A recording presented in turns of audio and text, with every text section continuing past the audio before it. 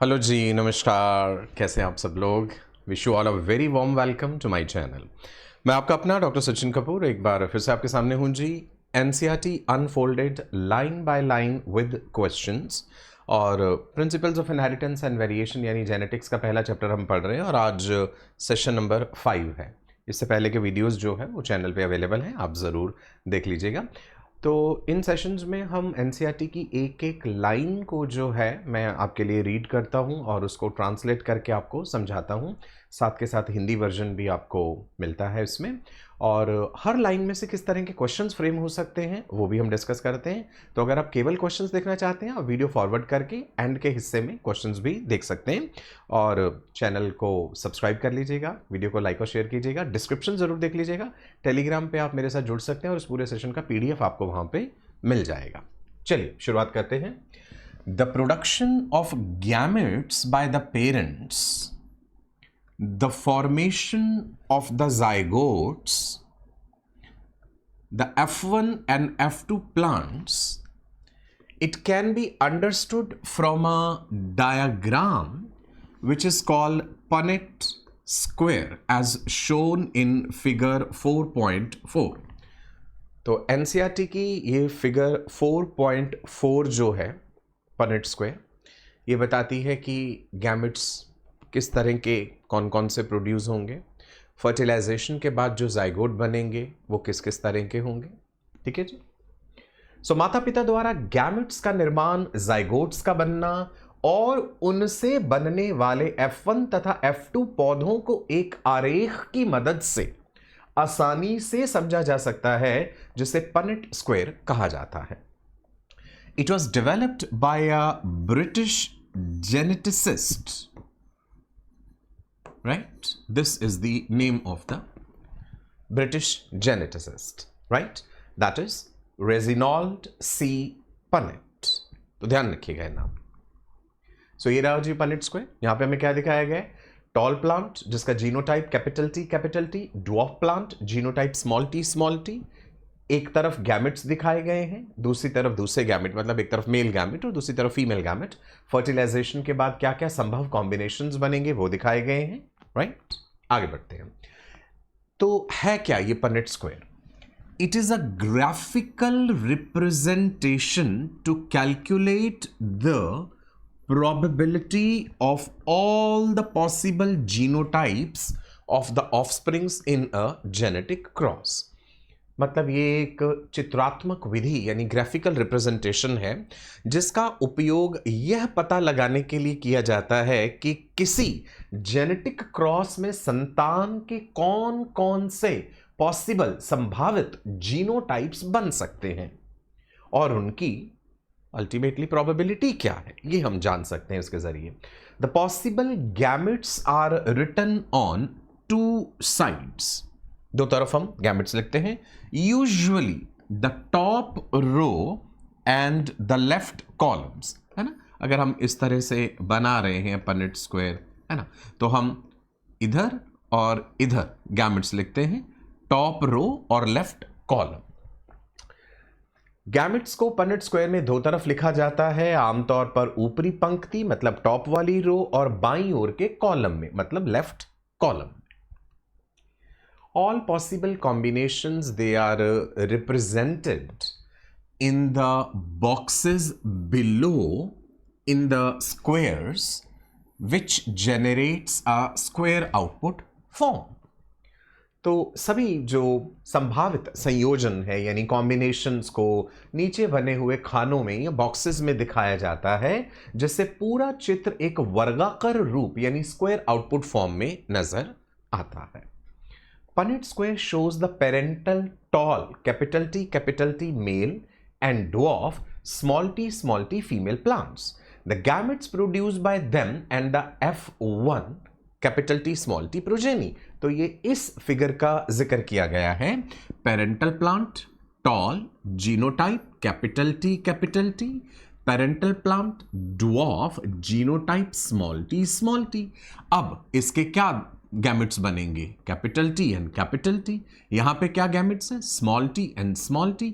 अब आपको इन्हें आपस में फर्टिलाइज कराना है जिससे आपको F1 जनरेशन मिलेगा। ऑब्वियस सी बात है, यहां से जो गैमेट आया वो इस तरह का होगा, कैपिटल टी, यहां पे गैमेट स्मॉल टी, और जब ये फर्टिलाइज करा तो कैपिटल टी और स्मॉल टी, मतलब वो फिनोटिपिकली टॉल प्लांट है और जीनोटाइप उसका हेट्रोजाइगस टॉल है। ओके।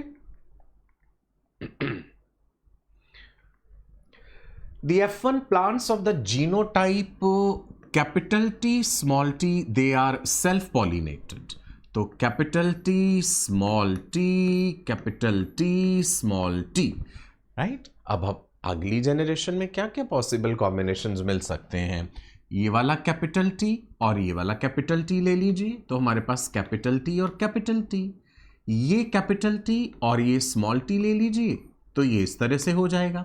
अब आप ये वाला स्मॉल टी और ये वाला कैपिटल टी लेंगे तो ये भी हेट्रोजाइगस, और small t and small t का combination it will be this, right. हम कहते हैं ना 1:2:1 का हमें जीनोटिपिक रेशो मिल जाता है।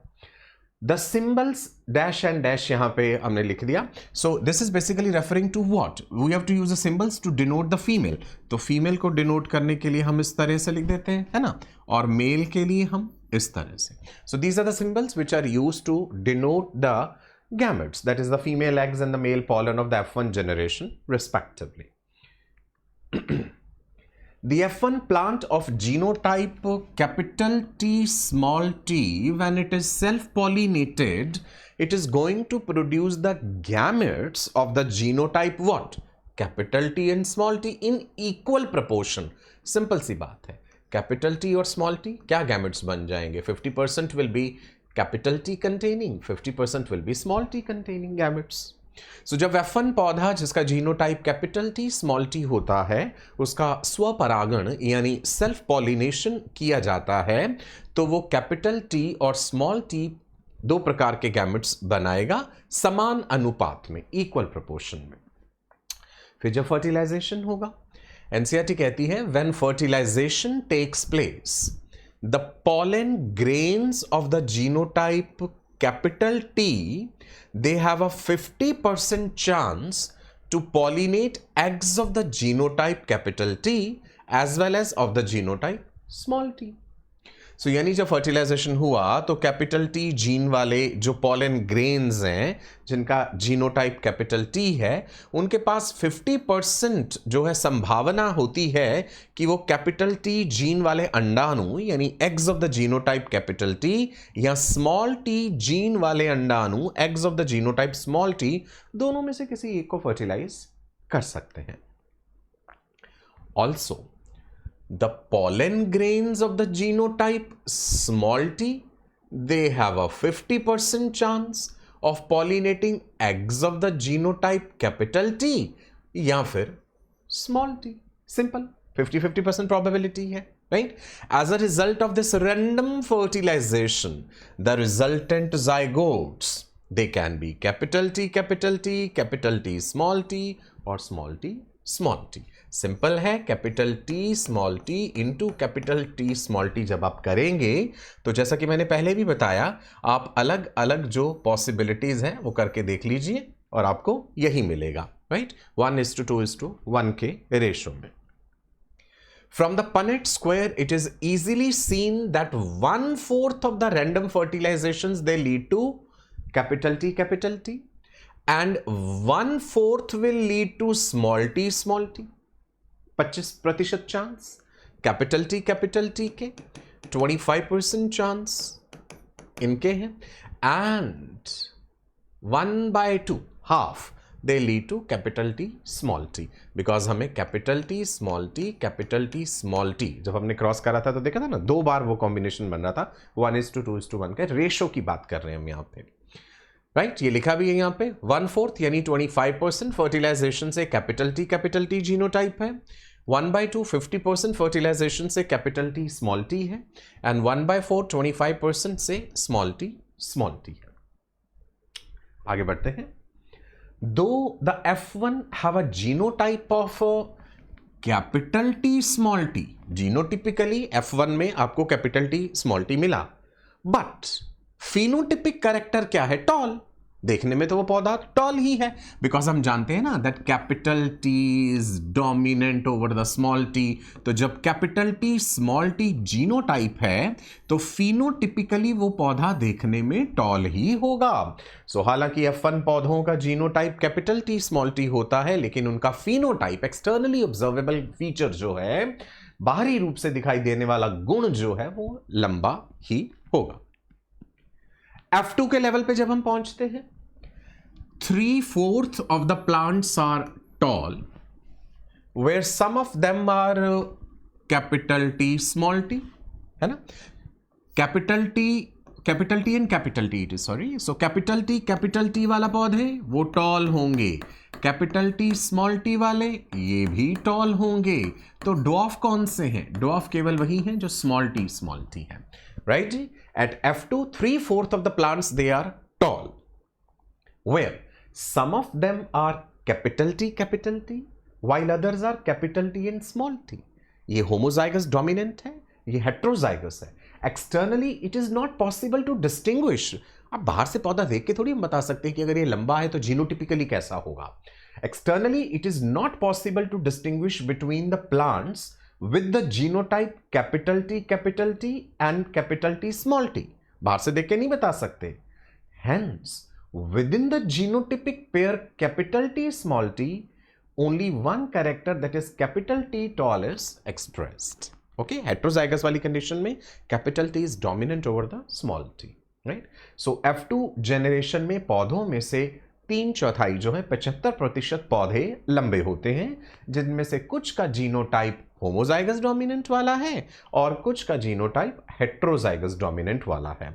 लेकिन बाहरी रूप से एक्सटर्नली इन दोनों प्रकार के पौधों यानी capital T and small T में कोई अंतर दिखाई नहीं देगा एक्सटर्नली फिनोटिपिकली, क्योंकि दोनों ही लंबे दिख रहे हैं हमको। आगे बढ़े, आगे एनसीईआरटी कहती है hence the character capital T or the tall is said to dominate over the other allele small t or the dwarf character।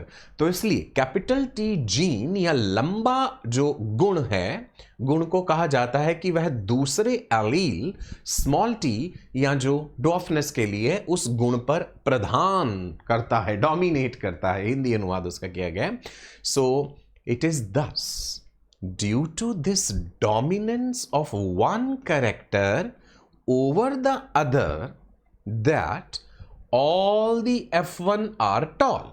हाँ, though the genotype is capital T small t, लेकिन फिर भी toll है क्योंकि capital T is dominating over small t. And the F2 3/4 of the plants are tall, though the genotype में half are capital T small t and 1/4 are capital T. तो भाई genotypically चाहे वो हेट्रोजाइगस है चाहे वो होमोजाइगस है, अगर डोमिनेंट है कैपिटल टी तो भी टॉल नजर आएगा, कैपिटल टी स्मॉल टी तो भी टॉल नजर आएगा। So this leads to a phenotypic ratio of 3/4 tall, right, जिसमें से 1/4 capital T, 1/2 capital T small t and 1/4 will be small t. A 3:1 ratio, but a genotypic ratio will be 1:2:1. Simple. Capital T, small t, capital T, small t and small t. तो भैया ये तीनों combination ही तो toll आ रहे हैं ना। तो phenotypically toll और ड्वार्फ का रेशियो हमें फिनोटिपिकली मिल रहा है 3:1, लेकिन जीनोटिपिकली देखेंगे तो इट विल बी 1:2:1। ओके, तो इस रेशियो से भी सवाल आपसे पूछा जा सकता है। आगे क्या कहती है NCERT? The 1/4:1/2:1/4 ratio of capital T, small t, it is mathematically condensable to the form of the binomial expression ax plus by square that has the gametes bearing genes capital T or small t in equal frequency. Okay, so capital T, small t का अनुपात जो है, ratio जो है, इसको गणितीय रूप से एक द्विपदक व्यंजक, ये हिंदी रूपांतरण है, यानी बायनोमियल एक्सप्रेशन के रूप में लिखा जा सकता है, समथिंग लाइक दिस। ओके, अगर this expression is expanded as given below. इसको हम एक्सपेंड कैसे कर सकते हैं, राइट? जब आप उस दिए हुए एक्सप्रेशन को, उस इक्वेशन को एक्सपेंड करते हैं, सो this is what you get and this is what is mentioned in NCERT. Mendel ने सेल्फ पॉलिनेट करे the F2 plants and he found that dwarf F2 plants continue to generate dwarf plants in F3 and F4 generation, because भाई जो dwarf है वो homozygous recessive है ना, तो बोनो पौधा अगर इसको सेल्फ पॉलिनेट करेंगे तो वो बोनो पौधा ही बनाएगा। सो मेंडल ने F2 पौधों का जब स्वपरागन सेल्फ पॉलिनेशन कराया तो उन्होंने पाया कि F2 पीढ़ी के बौने ड्वार्फ पौधे आगे की F3 और F4 पीढ़ियों में केवल बौने पौधे ही उत्पन्न कर पाते हैं, राइट? इसका मतलब ये था कि F2 के बौने पौधे शुद्ध प्योर ब्रीडिंग थे, यानी उनका जीनोटाइप स्मॉल टी था। ऐसे पौधों में केवल स्मॉल टी जीन मौजूद था, इसलिए जब उनका सेल्फ पॉलिनेशन हुआ तो आगे की हर पीढ़ी में सभी पौधे जो थे वो बौने ही बने। फिर एनसीईआरटी आपसे पूछती है, what do you think he would have got had he self-pollinated a tall F2 plant। देखिए, ड्वार्फ वाले को जब करा सेल्फ पॉलिनेट तो ड्वार्फ पौधे मिले। अब आपसे पूछें अगर टॉल वाले को करा होता सेल्फ पॉलिनेट तो क्या होता? ठीक है, अगर मेंडल ने किसी लंबे F2 पौधे, टॉल F2 प्लांट का सेल्फ पॉलिनेशन कराया होता तो उसके परिणाम क्या होते हैं, राइट? तो उसके परिणाम इस बात पर निर्भर करते हैं कि लंबा पौधा जो है उसका जीनोटाइप किस तरह का था। क्या लंबा पौधा, आप कैपिटल टी वाले की बात कर रहे हैं, जब इसको सेल्फ पॉलिनेट करेंगे तो टॉल प्लांट ही मिलेगा। क्या आप कैपिटल टी स्मॉल टी वाले लंबे की बात कर रहे हो? यहां पे कहानी बदल जाएगी, है ना, क्योंकि यहां पे कैपिटल टी और स्मॉल टी दोनों वाले गैमेट्स बनेंगे। आपने जब सेल्फ पॉलिनेट करा है तो आपको टॉल प्लांट भी मिलेंगे और ड्वार्फ भी मिलेगा। ठीक है जी। अगर वो पौधा कैपिटल टी शुद्ध लंबा, जैसे कह दिया होमोजाइगस डोमिनेंट होता, तो उसका सेल्फ पॉलिनेशन केवल capital T into capital T के रूप में होता, तो अगली पीढ़ी F3 F4 आदि में सभी पौधे लंबे ही बनते। परंतु अगर वो F2 वाला पौधा जो है मिश्रित लंबा यानी हेट्रोजाइगस होता, कैपिटल टी स्मॉल टी, तो सेल्फ पॉलिनेशन जब capital T small t into capital T small T के रूप में हमने करा, जिससे F3 पीढ़ी में फिर से वही अनुपात मिलेगा 1:2:1 वाला कंडीशन जीनोटिपिकली। ठीक है जी। सो निष्कर्ष क्या है इस बात का? मेंडल को दो तरह के परिणाम मिल सकते थे। ये इस सवाल का जवाब है जो एनसीईआरटी ने आपसे पूछा। कुछ लंबे पौधे हमेशा लंबे ही रहते अगर वो होमोजाइगस डोमिनेंट होते, लेकिन अगर हेट्रोजाइगस वाली कंडीशन होती तो जबकि कुछ लंबे पौधे जो हेट्रोजाइगस वाले हैं आगे की पीढ़ी में फिर से लंबे और बौने पौधों का मिश्रण देते। दोनों तरह के कॉम्बिनेशंस आपको मिलते। So from the preceding paragraphs, मतलब उपरोक्त अनुच्छेद जो जितना हमने पढ़ा है उससे ये क्लियर होता है, it is clear that though the genotypic ratios can be calculated using mathematical probability, by simply looking at the phenotype of a dominant trait, केवल देखने से it is not possible to know the genotypic composition। देखने में पौधा लंबा है, अब वो होमोजाइगस डोमिनेंट लंबा है या हेट्रोजाइगस, ये तो देख के तो नहीं बता सकते ना आप। ठीक है जी।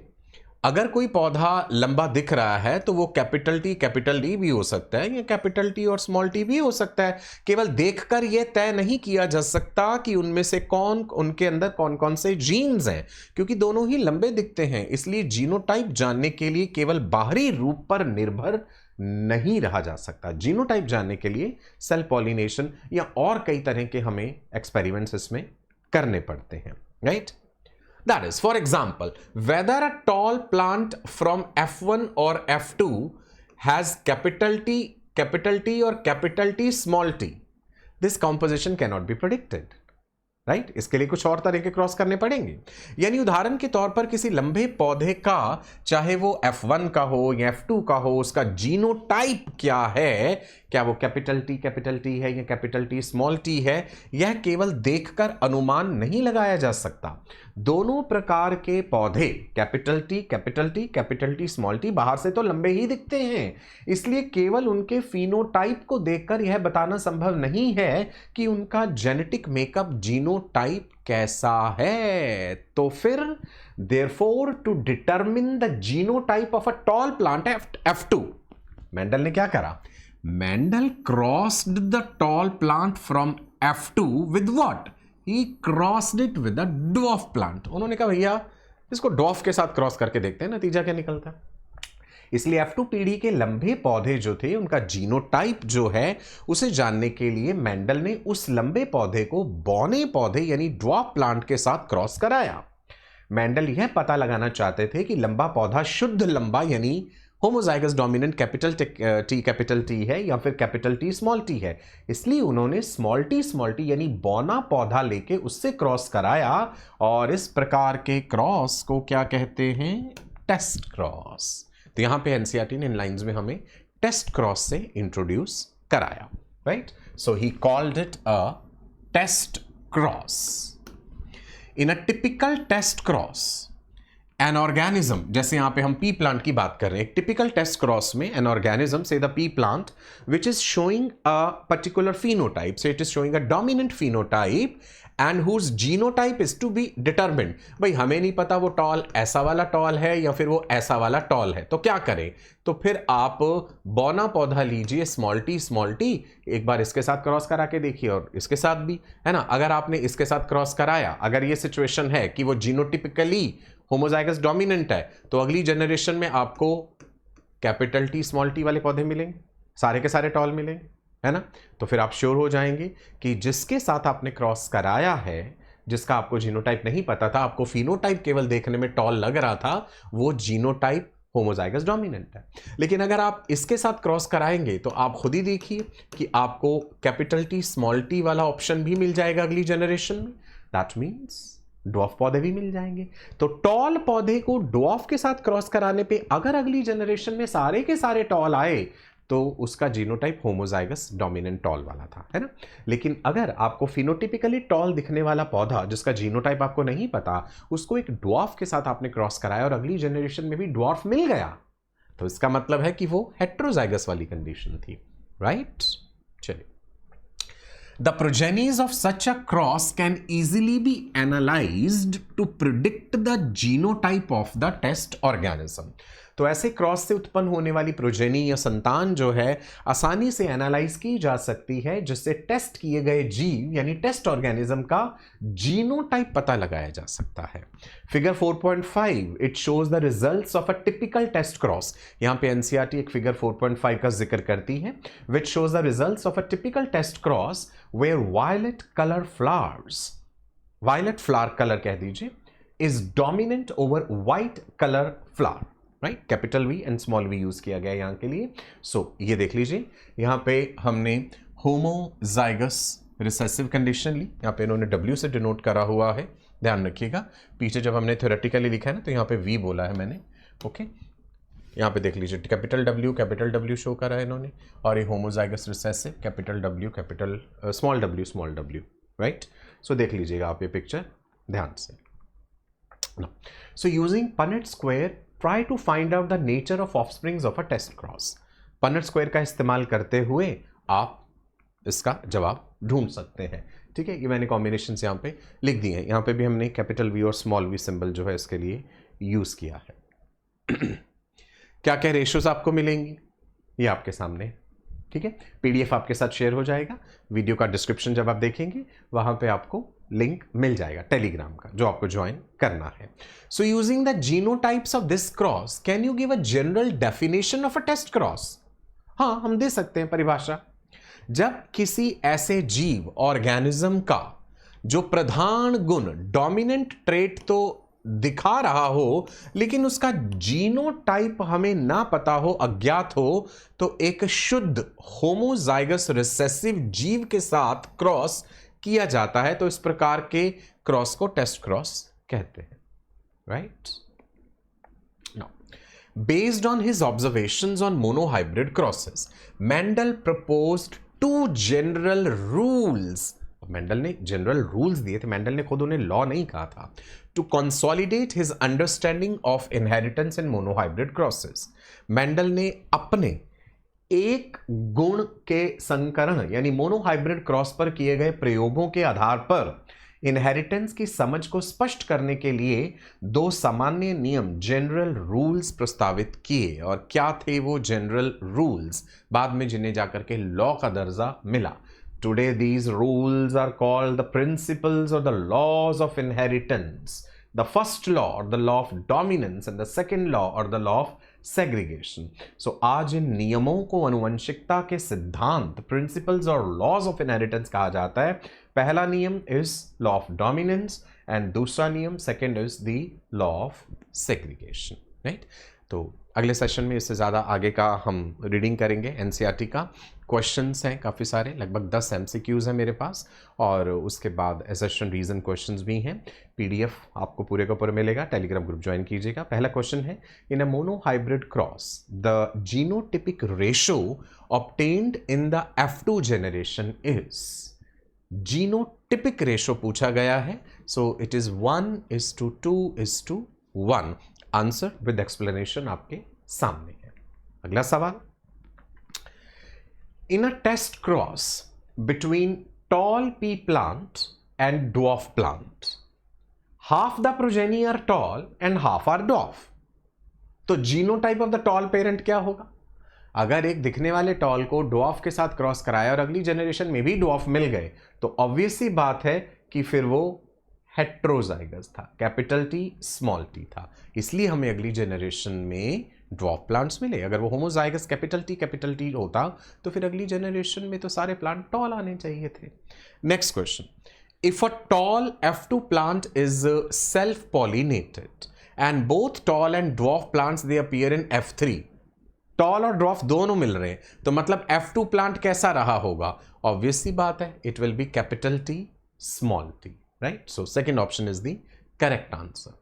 अगला सवाल, which of the following best represents the mathematical expression for genotypic ratios in a monohybrid cross? मैंने कहा था ना कि एक binomial expression के फॉर्म में हम उसे लिख सकते हैं. So it will be second option, explanation given. Question 5, which of the following statement is true for a test cross? कौन सी बात टेस्ट क्रॉस के लिए सही है? It involves crossing an individual with unknown genotype to a homozygous dominant. Second, it helps to determine the phenotype of an individual. It involves crossing an individual with a homozygous recessive.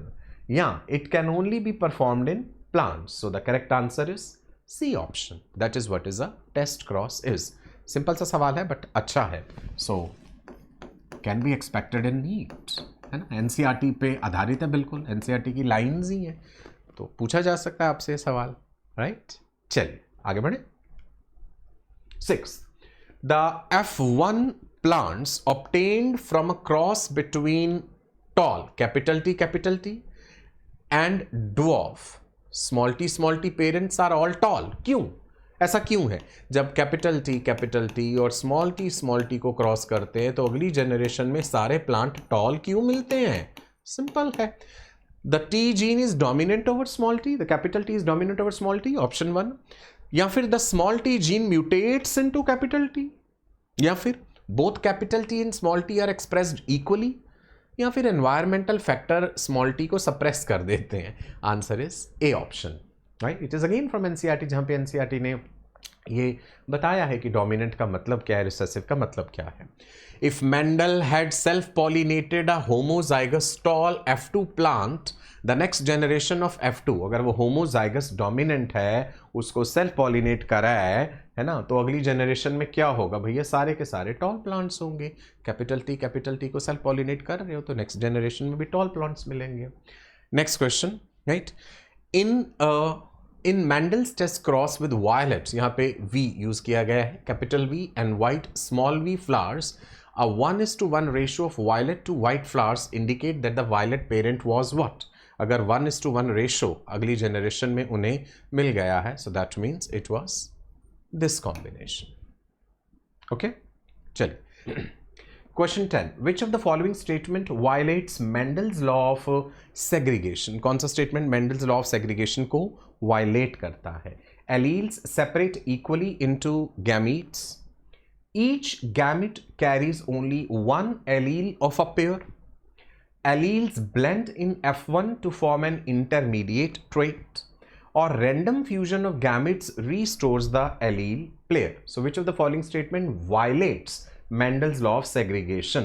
Answer C options कि allele blend कर जाते हैं F1 में to form an intermediate trait. So blending of traits contradicts the Mendel's law of segregation, which states that alleles remain distinct and separate during gamete formation and they combine randomly during fertilization. Right? उसके बाद ये assertion reason questions है. ये questions अब मैं आपको as a homework दे रहा हूँ. आंसर ज़रूर इसमें दिए गए, राइट? लेकिन मैं चाहूँगा कि आप इन्हें सिंसियरली पढ़ें और उसके बाद आंसर्स देखें. ठीक है? Answer along with explanation is given. पूरे का पूरा PDF जो है वो आपको मैं बार बार बता रहा हूँ कि वीडियो का डिस्क्रिप्शन आपने ज़रूर देखना है. वहाँ पे टेलीग्राम लिंक आपको मिलेगा. उस टेलीग्राम लिंक में सारे PDF इस सेशन का भी और आप इससे पीछे भी जितने सेशंस हो गए हैं और इवन आने वाले जितने भी सेशंस हैं उन सब के PDF में शेयर करता हूँ ताकि NCERT बेस्ड क्वेश्चंस का आपका पूरा एक अपना कंपाइलेशन बन जाए.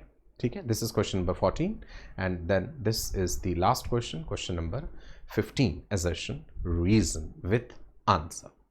चलिए जी, नमस्कार, bye bye, stay blessed, God bless you. फिर मिलेंगे. वीडियो को लाइक शेयर ज़रूर कीजिएगा, चैनल को सब्सक्राइब कर लीजिए. Bye bye.